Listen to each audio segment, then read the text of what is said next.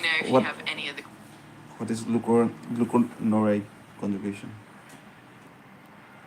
Glucuronidation or glucuronate conjugation is a phase 2 metabolic process where the body attaches a molecule of glucuronic acid to a drug or its metabolite. This reaction is catalyzed by enzymes known as UDP glucuronsyltransferases. The main benefit of glucuronidation is that it makes the compound much more water soluble. This increased solubility helps the body to excrete substance more easily through the urine or bile. This process is crucial for detoxifying and eliminating potentially harmful compounds and drugs. Let me know if you'd like more details or examples. Yeah, I need more details. Sure, so during glucuronidation, the liver uses a cofactor called UDP glucuronic acid to transfer the glucuronic acid to the drug molecule. This process can occur with many substances, including drugs, hormones, and even bilirubin. For example, many medications like acetaminophen, paracetamol, and certain hormones like estrogen undergo glucuronidation. This not only helps in making them water soluble, but also reduces their activity, allowing them to be safely excreted. In addition, glucuronidation plays a protective role by helping the body get rid of potentially toxic compounds. It's also important in the metabolism of bilirubin, where impaired glucuronidation can lead to jaundice. So it's a key detoxification pathway and helps maintain the body's chemical balance. Let me know if you have any other questions or need more examples. What are conjugated and unconjugated bilirubin? Sure, bilirubin is a byproduct of breakdown of hemoglobin from red blood cells. It exists in two forms. Unconjugated bilirubin, also called indirect bilirubin, is not water soluble. It circulates in the blood bound to albumin, and because of this binding, it can't be. Hello, yes. তুমি কি কৰিছা?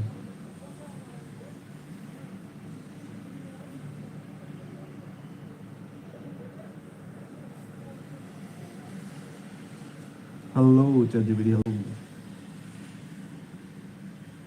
Hello. Can you hear me?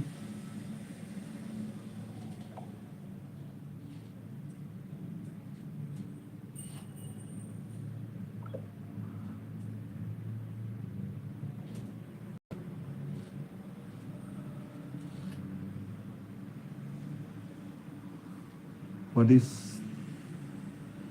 thrombolytic agents? Exactly. Thrombolytic agents include drugs like alteplase, tenecteplase, and retaplase. They work by converting plasminogen to plasmin, which then breaks down fibrin and dissolves blood clots. They're commonly used in conditions like myocardial infarction, stroke, and pulmonary embolism to restore blood flow. Okay. If you have any more questions about them or want to dive deeper into how they work or their clinical uses, just let me know. Yeah, surely. Name some thrombolytics. Absolutely. Some common thrombolytics include alteplase, also known as TPA, tenecteplase, retaplase, streptokinase, and urokinase. Each of these has slightly different properties and uses, but they will help dissolve clots in various clinical scenarios.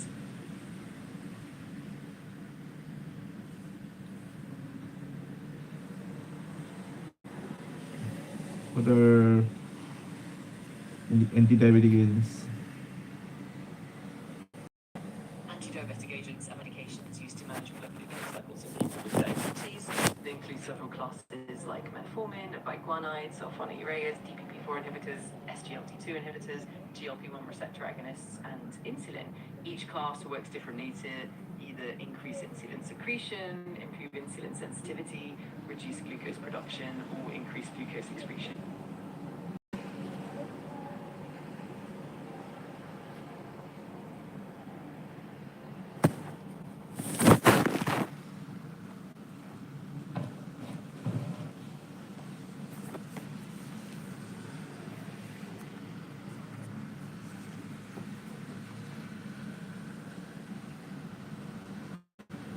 Hello, GPT. Hello, GPT. Just let me know what you need, and I'll be happy to dive into any topic, answer any questions you have. How do I make my mobile run faster? There are quite a few ways to give your mobile a nice performance boost. Using out any unused apps or files, clearing the cache, and making sure your software is up to date. You can also disable or reduce animations, limit background processes, and even consider using a lighter launcher. If it's an older device, sometimes a factory reset can help too. Let me know if you want more specific tips.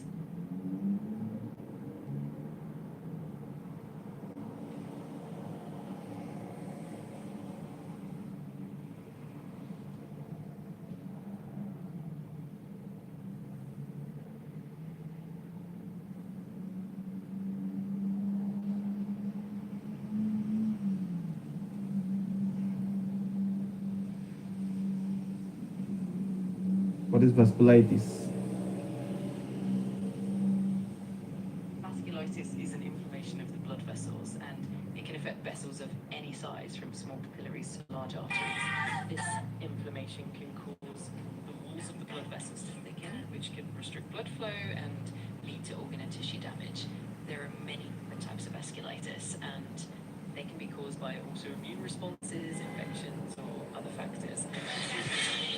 Involves managing the underlying cause and reducing inflammation with medications like therapy or immunosuppressants. Sulfasalazine. What is sulfasalazine? Absolutely. So vasculitis can be categorized based on the size of the blood vessels affected. For example, small vessel vasculitis includes conditions like Henoch-Schönlein purpura and microscopic polyangiitis. Medium vessel vasculitis includes diseases like Kawasaki disease and polyarteritis nodosa. Large vessel vasculitis includes conditions like giant cell arteritis and Takayasu arteritis. Each type can have different symptoms, causes, and treatments. If you need more details on any specific type, just let me know. Okay, tell me how should I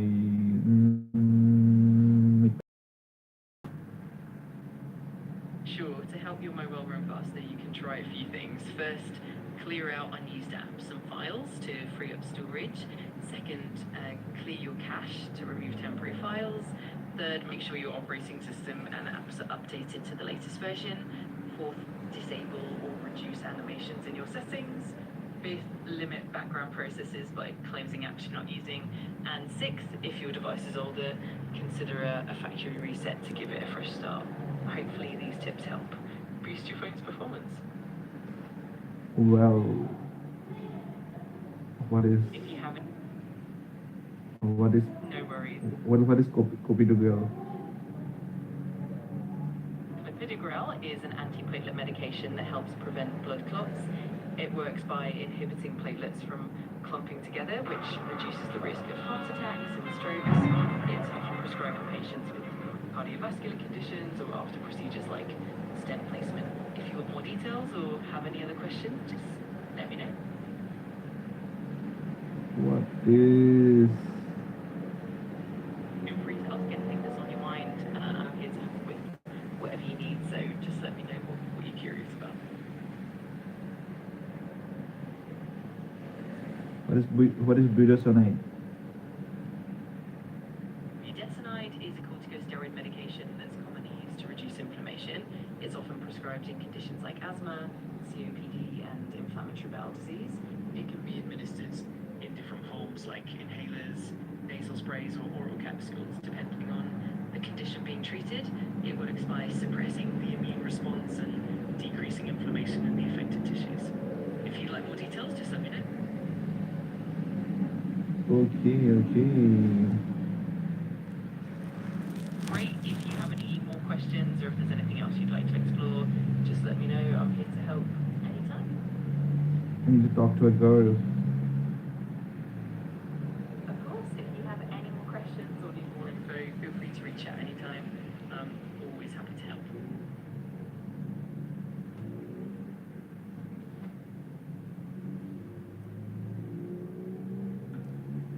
Pain medications. Absolutely, I can help with that. If you have any specific medications in mind or any No, I'm here to provide all the details and explanations you need. Classify the antibiotics. Got it. Clopidogrel is indeed an antiplatelet medication. It helps prevent platelets from aggregating, which reduces the risk of forming clots. It's often used in patients who have had heart attacks, strokes, or who have had stents placed. If you need more detailed information about how it works, dosing, or potential interactions, just let me know. What is explain Whenever you have a specific question or need clarification on anything, just let me know. I'm here to help out. explain the brachial plexus. Sure, the radial plexus, also known as the brachial plexus, is a network of nerves that originate from the spinal cord in the neck and travel down the arm. It's responsible for innervating the shoulder, arm, and hand, providing both motor and sensory functions. The brachial plexus is divided into root, trunks, divisions, cords, and branches, and it plays a crucial role in movement and sensation of the upper limb. If you want more details about any part of it, just let me know.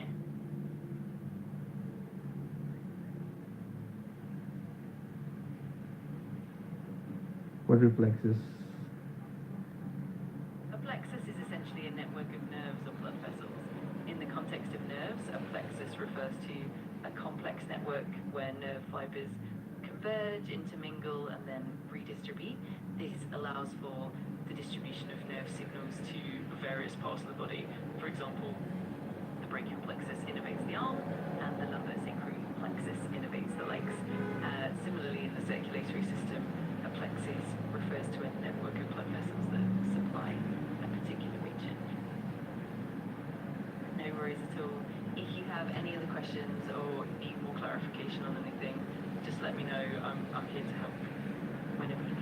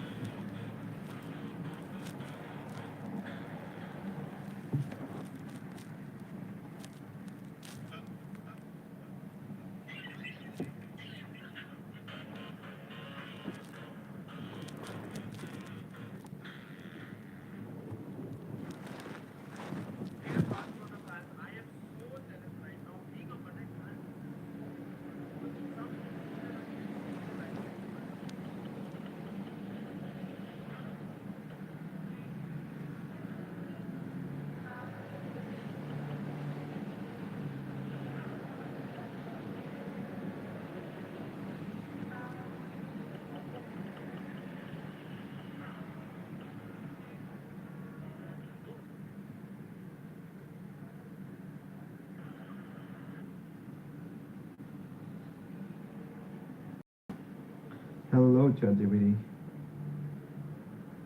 Hello again. Great to hear from you. If there's anything on your mind or anything I can assist you with, just let me know. What is thrombocytopenia? Tobramycin is an antibiotic that belongs to the aminoglycoside class. It's commonly used to treat infections, especially those caused by gram-negative bacteria. It's often used in serious infections like pneumonia, septicemia, and infections of the urinary tract or the abdomen. It works by inhibiting bacterial protein synthesis, ultimately killing the bacteria. If you like more detailed info or have any specific questions, just let me know. What is the difference between streptomycin, I like aminoglycosides and macrolides? Great question. Aminoglycosides like streptomycin and tobramycin and macrolides like erythromycin and azithromycin are both classes of antibiotics, but they have different mechanisms and spectrums of activity. Aminoglycosides like streptomycin and tobramycin work by binding to the bacterial ribosome and inhibiting protein synthesis, which usually leads to bacterial cell death. They are typically more effective against gram-negative bacteria and are often used for severe infections. Macrolides, on the other hand, bind to a different site on the bacterial ribosome and also inhibit protein synthesis, but they tend to be more effective against gram-positive bacteria and some atypical pathogens. They're often used for respiratory tract infections, skin infections, and more. In short, the main differences are their mechanisms of action, the types of bacteria they target, and their clinical uses. If you'd like to dive deeper into any specific aspect, just let me know.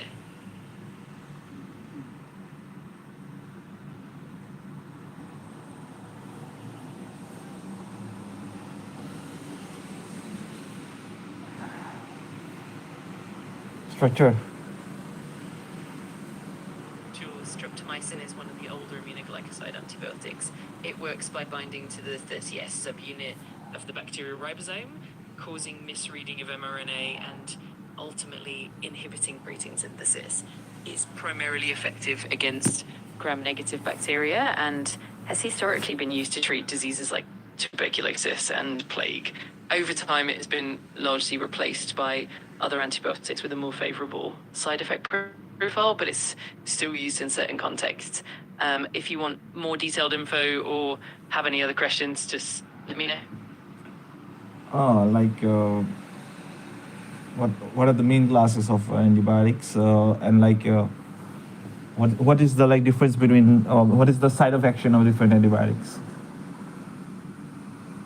Absolutely. Antibiotics can be grouped into several main classes based on their mechanism of action and the type of bacteria they target. For example, beta-lactams. This class includes penicillins, cephalosporins, carbapenems, and monobactams. They work by inhibiting the synthesis of the bacterial cell wall, leading to cell lysis. Two macrolides, and these include erythromycin, azithromycin, and clarithromycin. They inhibit bacterial protein synthesis by binding to the 50S ribosomal subunit. Three quinolones, fluoroquinolones. Examples include ciprofloxacin and levofloxacin.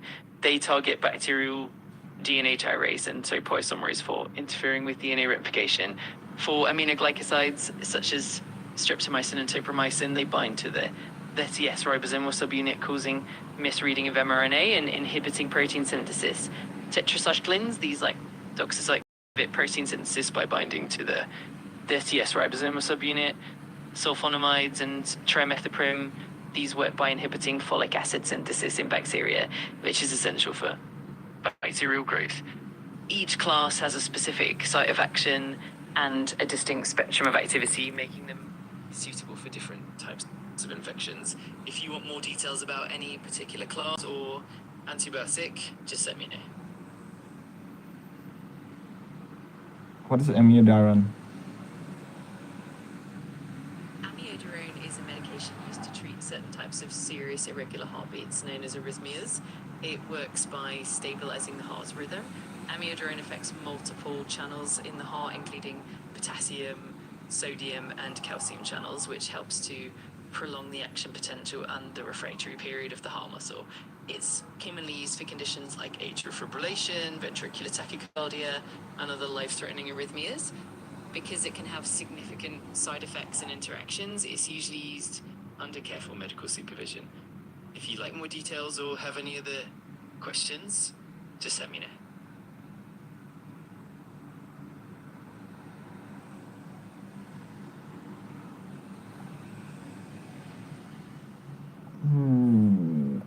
verapamil versus diltiazem?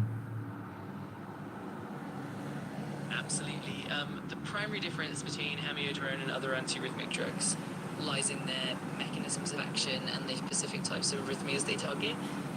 For example, amiodarone is considered a class 3 antiarrhythmic, meaning it primarily works by prolonging the action potential and the refractory period in the heart. In contrast, other antiarrhythmics might work differently. For instance, class 1 antiarrhythmics like lidocaine or quinidine primarily block sodium channels, and class 2 like beta blockers slow down the heart rate by blocking beta adrenergic receptors. Meanwhile, class 4 antiarrhythmics like verapamil act on calcium channels. Amiodarone is unique in that it has multiple actions across different classes, which makes it effective for a wide range of arrhythmias, but it also means it can have more potential side effects. If you want more in-depth info on any of these or anything else, just let me know.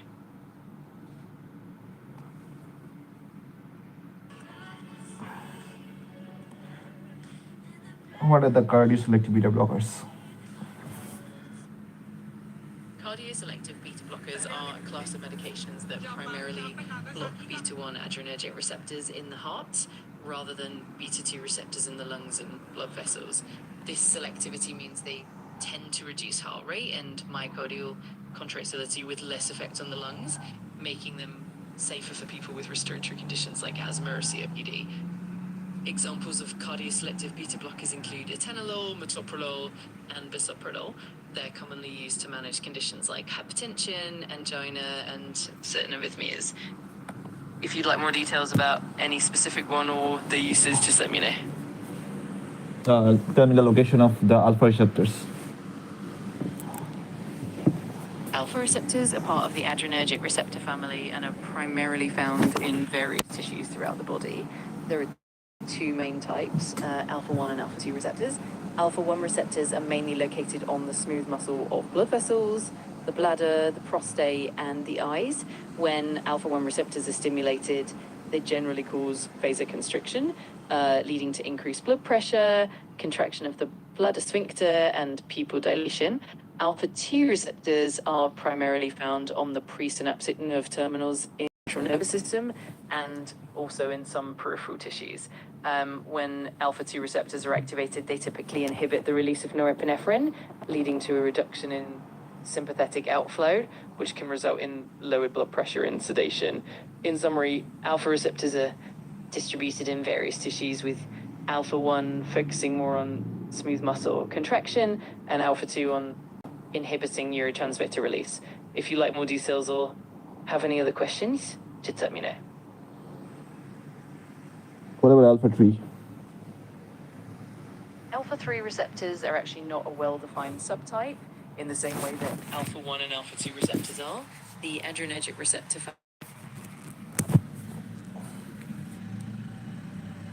Beta 1 receptors are in heart and kidney, right?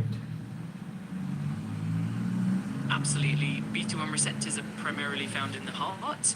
They play a crucial role in increasing heart rate, the force of contraction, and the conduction velocity of the atrioventricular node.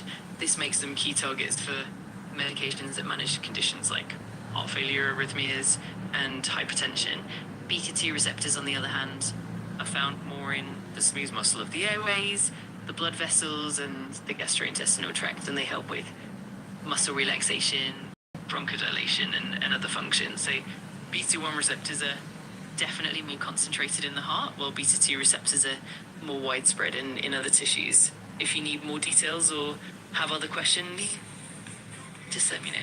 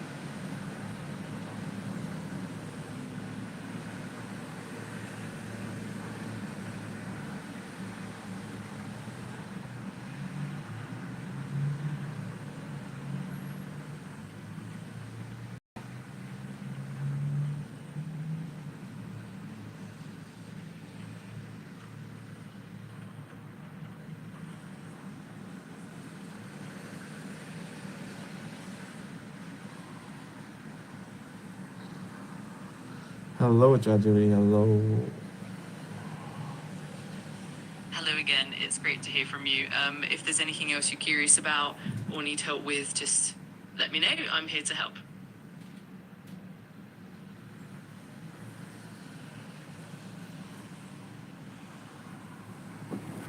Jill, bird disease. No worries at all. Whenever you have something on your What mind. what is the what is the that congenital disease in where there was abnormal paroxysms? That sounds like you're referring to a condition related to peroxisomal disorders. One well-known example is Zellweger syndrome, which is a type of peroxisomal biogenesis disorder. In Zellweger syndrome, the body is unable to form functional peroxisomes, leading to a buildup of very long-chain fatty acids and other toxic substances. This results in severe neurological impairment, liver dysfunction, and other systemic issues. There are also other peroxisomal disorders like X-linked adrenoleukodystrophy, which primarily affects the nervous system and adrenal glands. If you were thinking of a specific condition or need more details, feel free to let me know.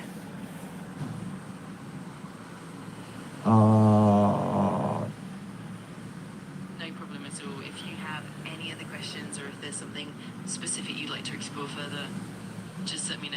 I'm always here to help. What is hypokalemia? What is hypokalemia? Hyperkalemia refers to a condition where there is a lower than normal level of potassium in the blood. Potassium is essential for proper muscle function, nerve function, and maintaining a stable rhythm. When potassium levels drop, it can lead to symptoms like muscle weakness, cramps, fatigue, and in more severe cases, abnormal heart rhythms. Hyperkalemia can be caused by factors like excessive loss of potassium through the kidneys or gastrointestinal tract, certain medications, or inadequate dietary intake. If you have more questions about it or need more details, feel free to ask.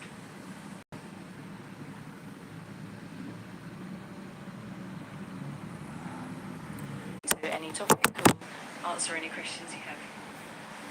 Yeah, of diclofenac. Diclofenac is actually a medication used in some contexts to help with certain conditions, often related to respiratory or metabolic issues. If you'd like more specific details on how it works, its uses, or any other information, just let me know. I'm happy to help.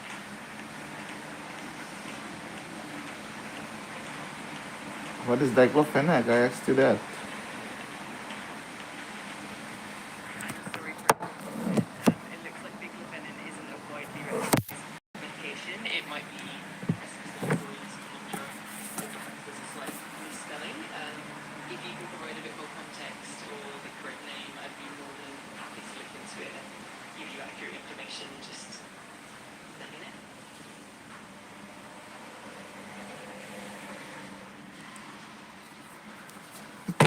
How does methotrexate work? Absolutely, I can help with that. If you can share a bit more detail about the medication or the specific How you're does curious. methotrexate work? Hello? Hello, ChatGPT, can you hear me? I'm asking you some question. Like, how does method of exit work?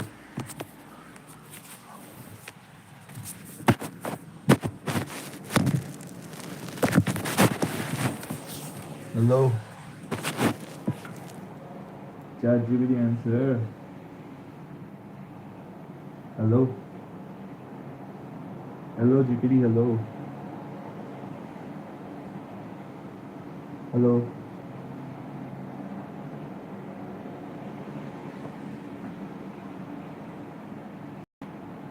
Hello GPT.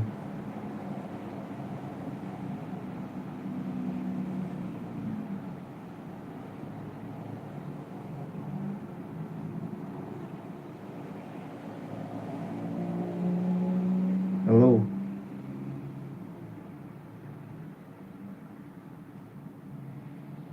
What is socialism?